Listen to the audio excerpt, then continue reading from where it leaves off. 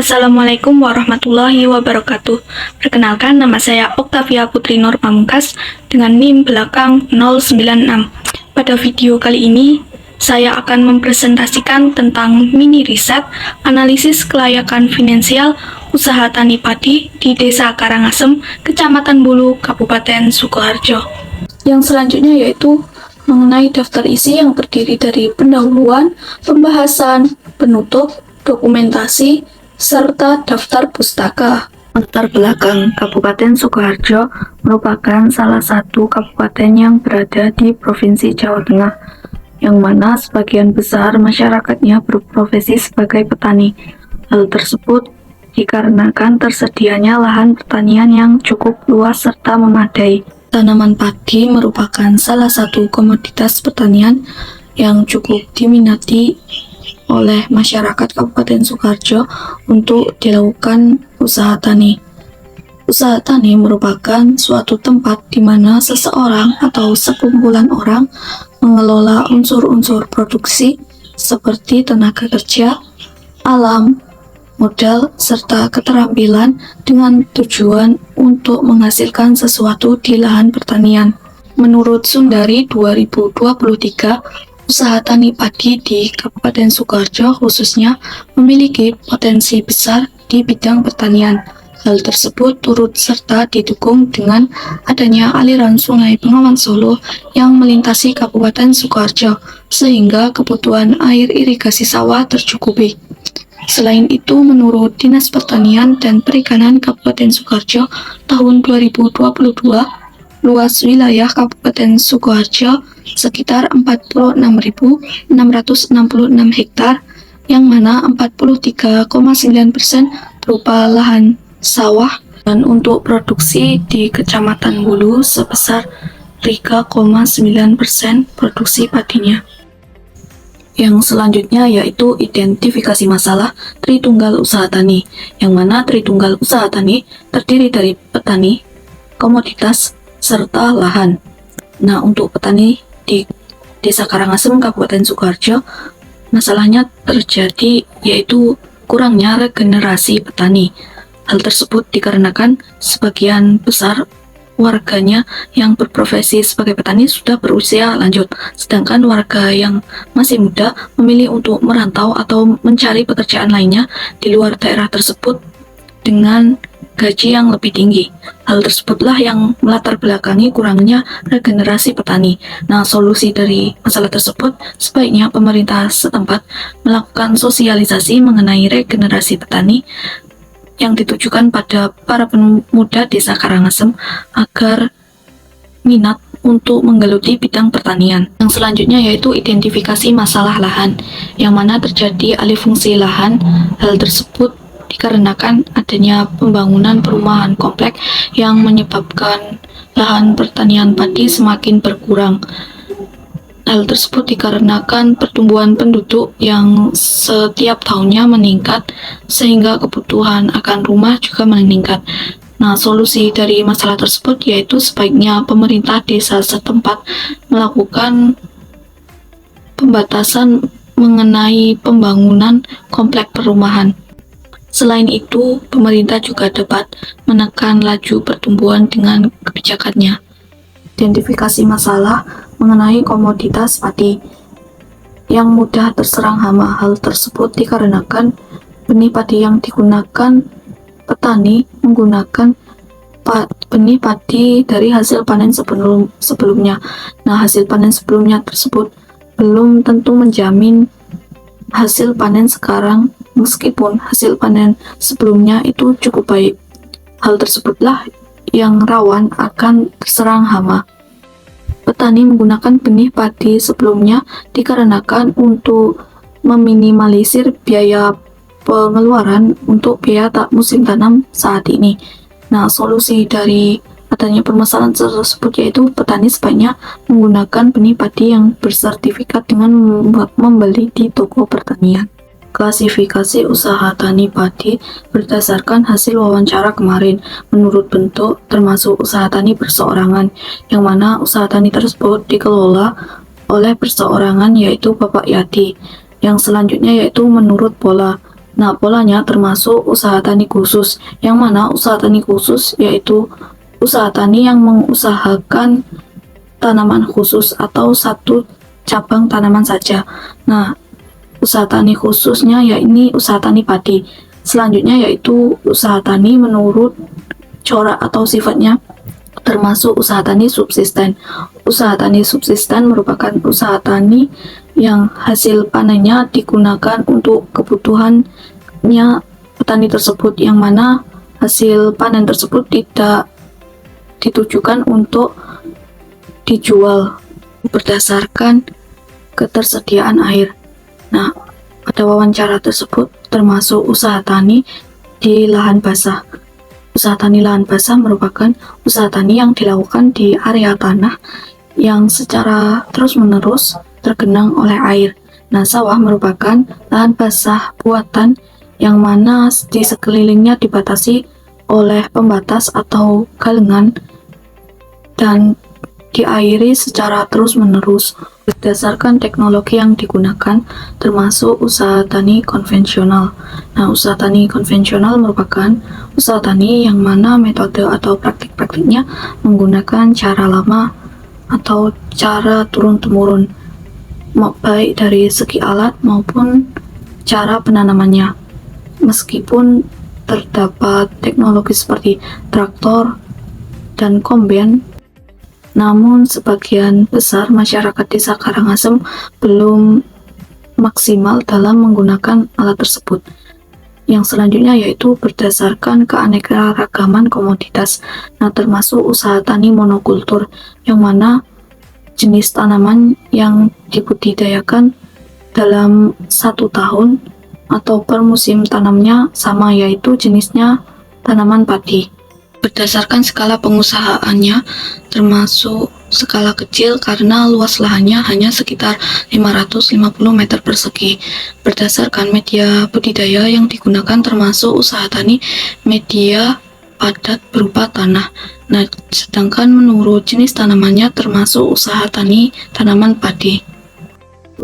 Selanjutnya, faktor produksi atau input produksi dalam usaha tani padi. Di antaranya benih padi. Benih padi yang digunakan petani di desa Karangasem diantaranya yakni merek Ciherang, merek Impari 32, merek IR64, merek Sunggal.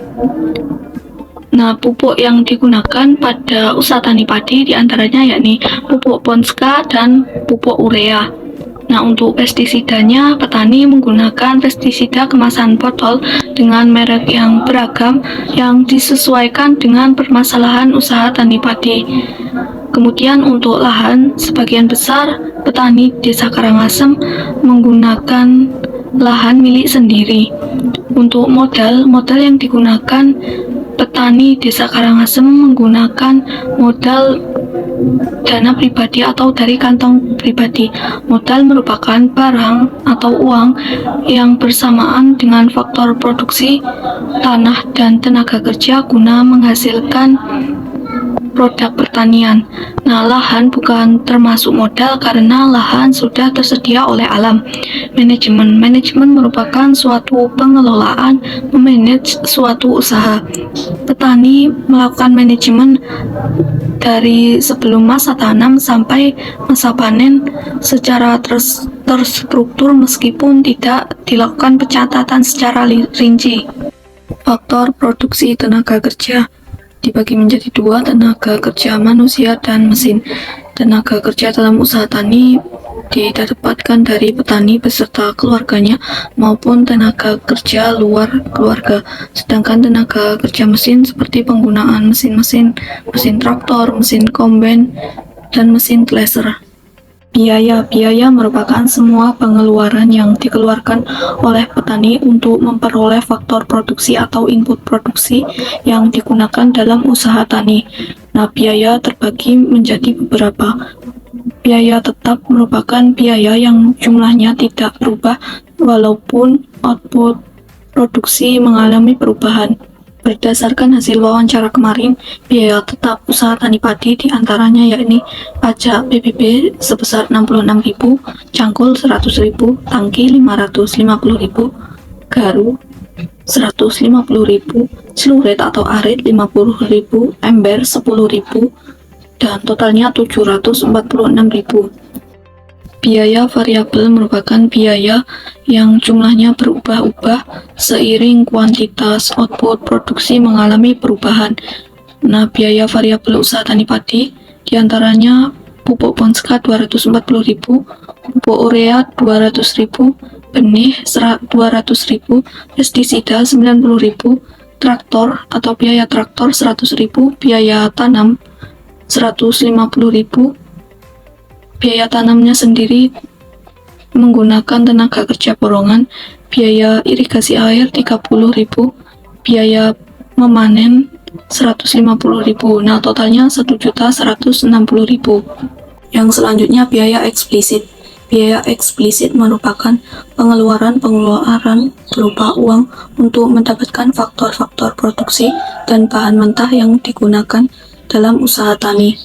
Yang termasuk biaya eksplisit yakni biaya pupuk Ponska 240.000, pupuk urea 200.000, benih 200.000, pestisida 90.000, biaya traktor 100.000, biaya tanam 150.000, biaya irigasi 30.000, biaya panen 150.000, pajak PBB 66.000. Total biaya eksplisit 1.226.000. Yang selanjutnya biaya implisit.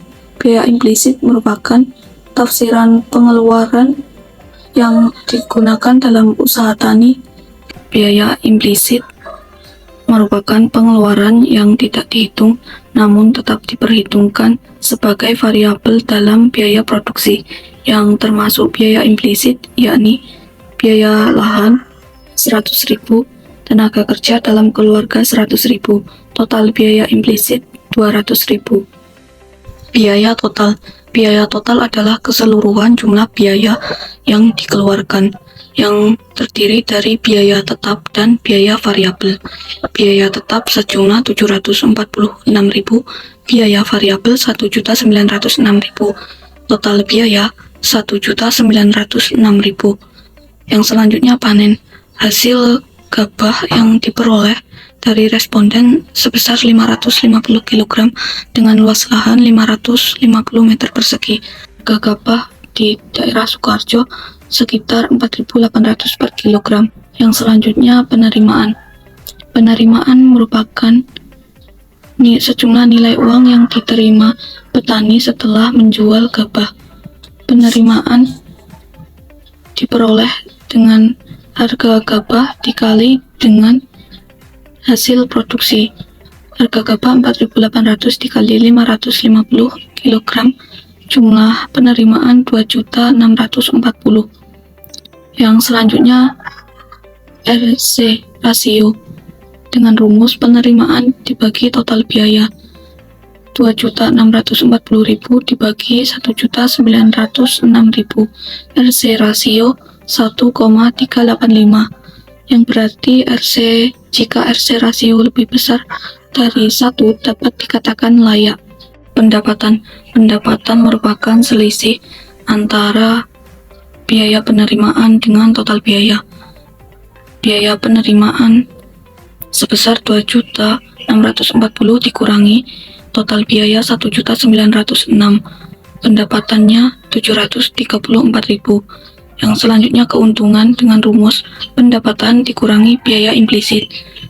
Pendapatan 734.000 dikurangi biaya implisit 200.000. Total keuntungannya 534.000. Kesimpulannya yakni usaha tani milik responden dalam bentuk termasuk usaha tani perseorangan dengan pola usaha tani khusus berdasarkan corak atau sifatnya, termasuk usaha tani subsisten dengan ketersediaan air, termasuk usaha tani lahan basah, teknologi yang digunakan konvensional, keanekaragaman komoditas, usaha tani monokultur. Untuk skala pengukuran termasuk skala kecil berdasarkan media tanam atau media budidaya, termasuk media tanah dengan jenis tanaman yang dibudidayakan tanaman padi. Biaya tetapnya sejumlah 746.000, biaya variabel 1.160.000, biaya eksplisit 1.226.000, biaya implisit 200.000, penerimaan 2.640.000, RC rasio 1,385, biaya total 1.906.000, pendapatan 734.000, keuntungan 534.000. Berdasarkan RC rasio diperoleh 1,385, yang berarti usaha tani padi responden dapat dikatakan layak untuk dijalankan.